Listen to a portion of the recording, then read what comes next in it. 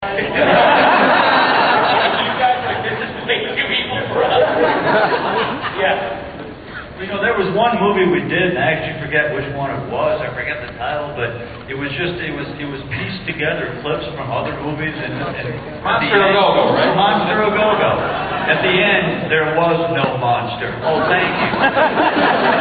That was the one that I think we really in the writing room was like, we can't write this. It's impossible. That was like the worst one I ever did. Shit. So, and then how did it feel later with movies like Man of Hands of Fate and Mitchell when you realized you really gave those movies and Joe Don Baker kind of a whole second life because of your dream. He doesn't appreciate it, though. He really doesn't. You're assuming he had a first line. Wow. Boy, yeah. Us Magazine is going to have so much fun with this panel next week. So then, now, were there other, have there ever been like huge, big budget Hollywood releases, maybe even Oscar winners that you all have secretly wanted to run through the Mystery Science ringer that, even though they're universally beloved movies, that you guys think, no, this is actually fun. This actually should be Schindler's List.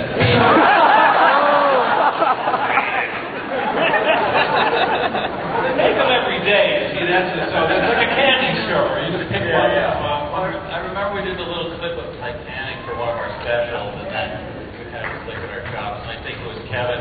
There was a glory shot of the captain looking over the ship, and the monster said, "I'm going to sing this."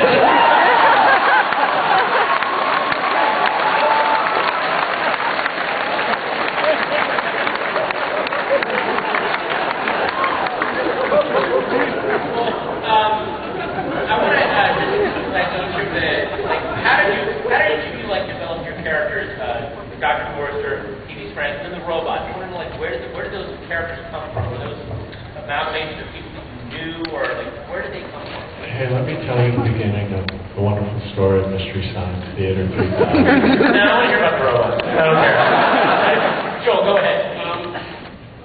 The robots actually, I pulled an all-nighter before we did the pilot and made the robots, and there was Crow and there was Gypsy, and then I made the last one I made was kind of a crappy one called Beaver, which was supposed to be a baby robot. And I was in a writing group with Trace and Josh, and I asked them to come and do the puppets, and there's this pile of puppets, and Trace grabbed Crow, and Josh was this really ambitious, like 16-year-old kid, and he took two puppets.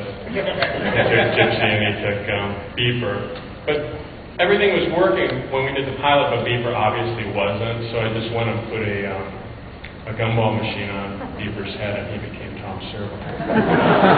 So, and then, Josh, tell him about, I mean, you kind of had a metamorphosis with Tom Servo. Well, it started as just Servo, and then we were messing around with the voice of it, and that's when I came up with this sort of really kind of slimy AM DJ character, Tom Servo, good morning. And it was kind of a mix of, do you ever see the WKRP episode where Johnny Fever turns into Riptide? And there's a lot of Riptide in my Tom Servo, and there was a lot of local weatherman Barry Zavan as well. And then where did like Crow come from? Crow started out kind of a staccato kind of voice that I eventually found was really difficult to riff in. So I was scene structure, and you're the original Crow, and I walk in as Joel Robinson. Joel Robinson. Your improv, ladies and gentlemen.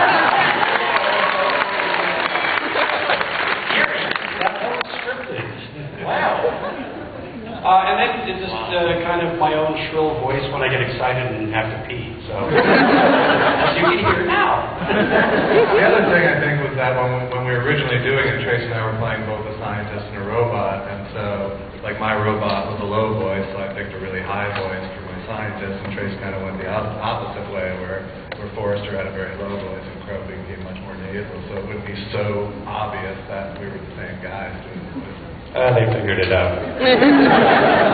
It was the credits that did it. How about Gypsy? Where did Gypsy come from?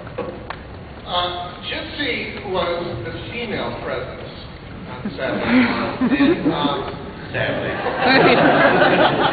And I don't know, the writers really didn't write a lot for Gypsy. She said, "My stars" an awful lot. It seemed to be a big part. But then over time, she evolved. I mean, at first it was, the backstory was she was running all the higher functions of the ship, and therefore didn't have the brain capacity for more than "My stars." But later on, she was able to get to the point where she actually had a one-woman show, Gypsy Rose. And if this was vodka, I'd sing it herself. Yeah, she was kind of like the mom on the. She was sort of. She would kind of try to, keep the other robots in control. Yeah. She was the worrywart. And it was a really big, heavy puppet, too. Did one guy control it, or was it like full of midgets, or how did it happen? One of those LucasArts kind of things where, put Kenny Baker in the tail and call it a day. Well, the first one was Josh ran it for a while, and how long? I don't know. I don't remember how long you did Gypsy. I did it for the KTMA shows. But Yeah. my character is pretty much just retarded dragon. Which was her original name. And then, hey Josh, didn't you do Gypsy as an inhale? You inhaled when she spoke? I did. It was very much like this. He talks like this. And then Josh got his cleft palate fixed, and suddenly the voice was there. And when we went to, actually got paid to do it at Comedy Channel, that's when we were able to go back in and rebuild them. If you notice, they're really different. Yeah. We kind of could buy the nice testers paint at the lobby there in Burnsville. And all the trace kind of. We're being ripped! That's so weird. I don't know how to behave with me. It's weird. But anyway, we kind of upgraded the robots then, and that's when Jim took over. He made a real kick-ass rig for Gypsy, that's for sure. Really? Yeah, tell them about it, Jim. Well, if you've ever been in a marching band, how many people have been in marching band? And played in Loser. 95% of you? So, run rig, if you know that, and then a Windsor for universal joints into the PVC, which was her spine, and all the way to transmission. And then did you ever say, did you ever come home from the day and go, I'm really tired, I was riding the gypsy. Riding the gypsy. I'm rung out. Beanbag chair, put on Roxy Music's Avalon. And now, Mary Jo Peel has frightening story.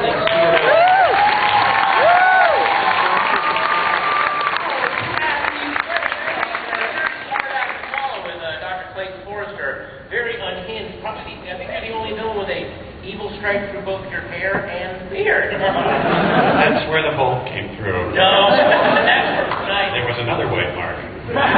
Oh!